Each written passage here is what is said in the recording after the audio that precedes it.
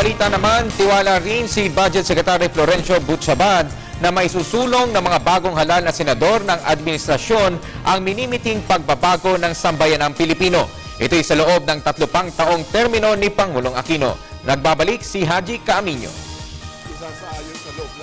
Naniniwala si Budget Secretary Florencio Butchabad na marami pang reformang ipatutupad ang administrasyong Aquino sa mga susunod na taon. Kasunod dito ng pagkakahalal sa 9 na bagong senador na miyembro ng Team Pinoy.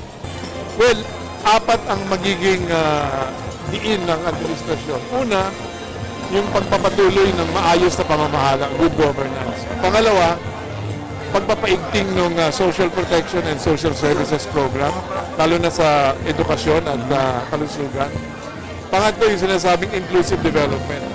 Palalaguin yung ekonomiya pero titiyakin natin na makakaabot ito sa mga mahihirap. At yung panghuli, yung pagsisiguro na itong mga pagbabago ito ay hindi matatapos sa 2016. Maliban sa mga ito, tuloy-tuloy din aniya ang pagtatrabaho nila upang mapagaan pa ang buhay ng mga Pilipino.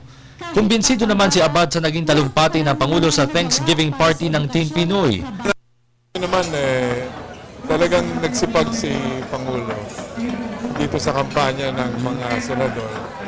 Dahil talaga yan sa pagnanasa niya na itong naumpisahan niya at nakita naman natin nagbunga noong unang 3 taon ay lalong naiigting ngayong susunod na 3 taon at lampas pa sa 2016. Kaya para sa kanya, ang tinitignan niya, hindi lang itong termino niya.